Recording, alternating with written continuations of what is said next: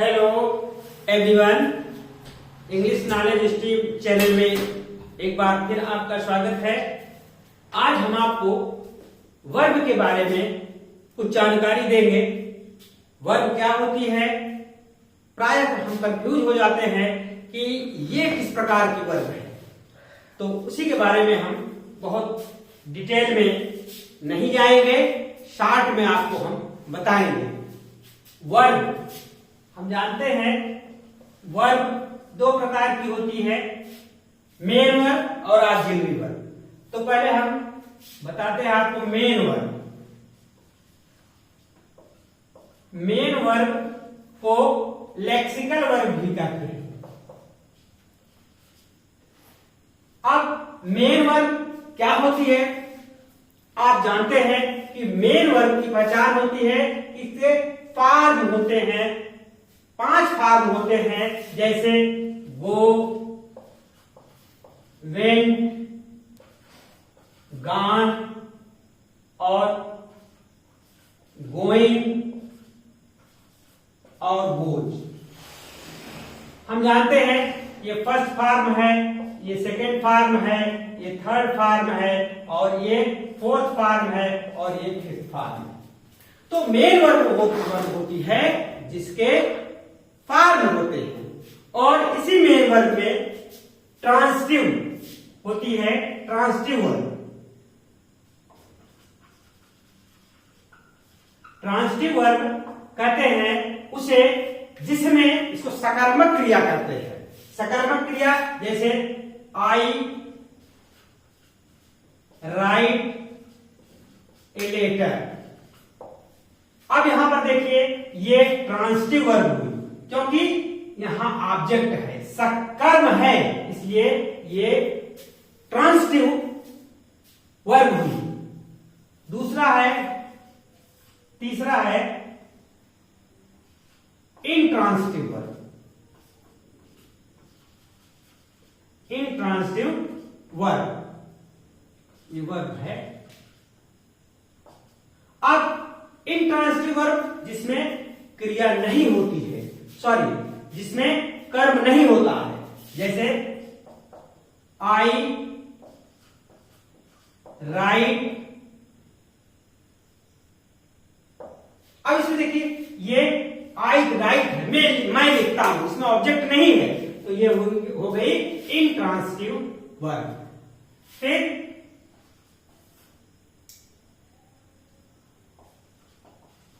Linking verb.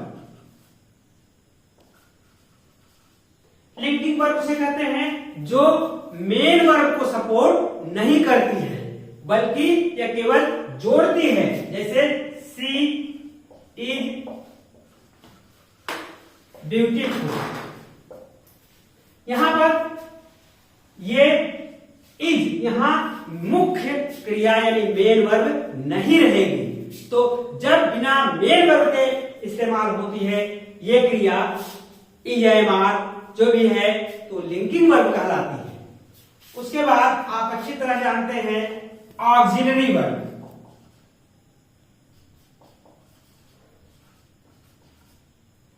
Auxiliary verb ये इसको कहते हैं सहायक क्रिया। इनकी संख्या हम जानते हैं कितनी होती है, 24। इनकी संख्या 24 होती है, और ऑक्सिलरी वर्ब में 3 तरह की वर्ब होती है, जैसे इसमें primary verb, primary auxiliary verb, इसको 60 में लिख दे रहे हैं। इनकी संख्या 11 है। फिर उसके बाद दूसरा है मॉडल ऑक्सिलरी वर्ब, इनकी संख्या 10 है। और तीसरा है मार्जिनल वर्ब ऑक्सिलरी वर्ब, इनकी संख्या 3 है। अब लिखेंगे तो वीडियो ज्यादा लंबा हो जाएगा, मैं बता दे रहा हूं। प्राइमरी ऑक्सिलरी वर्ब होती है does, do, did, is, am, are, was were has है। 11 हो गई। मॉडल में क्या होता है? Will, would, shall, should, can, could, may, might और मस्ट, आट टू। ये कुल मिला के 10 हो जाते हैं मॉडल। और मार्जिनल में होता है नीड, यूज टू और डेयर। ये तीनों मिलाकर के मार्जिनल ऑक्सिलरी वर्ब होती हैं। वर्ब वाले वीडियो में मैंने इसको विस्तार से बताया है, ये मैं शॉर्ट में बता दे रहा हूं कि कितनी वर्ब होती हैं जो हम कंफ्यूज हो जाते हैं। उसके बाद आती है वीक वर्ब। वीक वर्ब क्या वर्ब होती है कि इसमें जो वर्ब होती है उसका जब हम पास्ट फॉर्म बनाते हैं, यानी पास्ट टेंस बनाते हैं, तो या तो डी रहेगा या तो टी रहेगा या फिर ईडी रहेगा। जैसे सेल, सोल्ड, सोल्ड। फिर है लिव, लिव्ड, लिव्ड। फिर उसके बाद स्पेंड, स्पेंड, और इसका जब बनाएंगे पास्ट फॉर्म तो स्पेंट हो जाएगा। तो टी, डी और ये शब्द आते हैं। ऐसी जो क्रियाएं होती हैं उनको हम वीक वर्ब कहते हैं। इनका एक नाम और है रेगुलर वर्ब भी इनको कहा जाता है। और इसको आप नोट कर लीजिए, तो हम इसको क्लीन करते हैं, फिर आपको आगे हम बताते हैं। जो वीक वर्ब होती है उसको इररेगुलर वर्ब भी कहते हैं। और नेक्स्ट जो है वो स्ट्रांग वर्ब। स्ट्रांग वर्ब में हमेशा उस वर्ब की वावेल चेंज हो जाती है। वावेल को चेंज करके हम पास्ट फॉर्म बनाते हैं। जैसे फाइंड, अब इसका पास्ट फॉर्म बनाएंगे तो ये वावेल चेंज हो गया, फाउंड। फिर है रन, रैन, बिकम, बिकेम। इस प्रकार से ढेर सारे वर्ड हैं जिसको हम जब पास्ट फॉर्म बनाएंगे तो उसका वाउल चेंज करना पड़ता है। उसके बाद आपका आता है फाइनाइट वर्ब। फाइनाइट वर्ब क्या होती है? जो टेंस में हम पढ़ते हैं, जो क्रिया अपने कर्ता के अनुसार प्रयुक्त होती है उसके अनुसार बदल जाती है, उसको फाइनाइट वर्ब कहते हैं। जैसे ही रीड्स न्यूज़पेपर। यहां पर देखिए ये रीड्स है।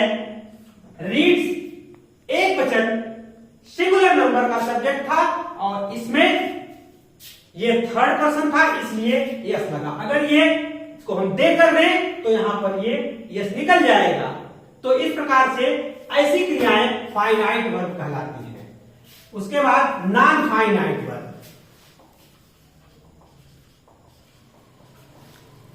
नॉन फाइनाइट वर्ब वो वर्ब होती है जो इसके ठीक अपोजिट होती है, अर्थात वो अपने सब्जेक्ट के अनुसार नहीं होती है। जैसे walking is good exercise. Good, walking is good exercise. यहां पर देखिए वॉकिंग जो है ये इसमें आईएनजी लगा हुआ है और ये सब्जेक्ट काम कर रहा है, ये जीरेंड है और यह नॉन फाइनाइट वर्ब के अंतर्गत आती है। उसके बाद है स्टेटिव वर्ब। स्टेटिव वर्ब जो होती है ये सभी सेंसेस को गवर्न करती है, अर्थात सेंस जैसे सी, हियर, टेस्ट, स्मेल आदि। और इसका प्रयोग हमेशा होता है कैसे? कंटिन्यूअस तरीके में। जैसे यह फूल महक रहा है, दिस फ्लावर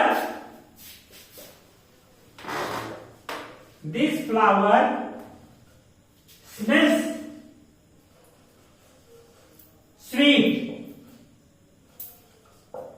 इसका कंटिन्यूअस में कभी भी प्रयोग नहीं करेंगे। जब होगा ये प्रेजेंट इंडेफिनिट में प्रयोग होगा। तो स्टेटिव वर्ब होती है जो इस तरह के वर्ब हैं, इसको जैसे मैं देख रहा हूं तो आई सी, ना कि आई एम सी। तो ये इस प्रकार की क्रियाएं स्टेटिव वर्ब कहलाती हैं। इसके बाद डायनेमिक वर्ब।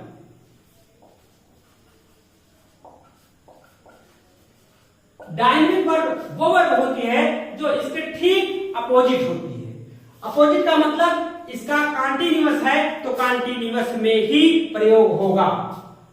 जैसे ही इज गोइंग, ये प्रेजेंट इंडेफिनिट में नहीं होगा, ये डायनेमिक है, आई मीन गतिशील है। तो इस तरह की क्रियाएं जो होती हैं वो हमेशा डायनेमिक क्रियाएं कहलाती हैं। और एक क्रिया होती है जिसको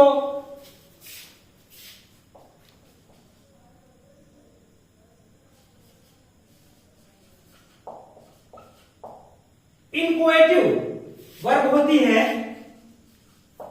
यह हमेशा बढ़ने के लिए यूज की जाती है। जैसे इसमें एक्शन बताता है कि यू आर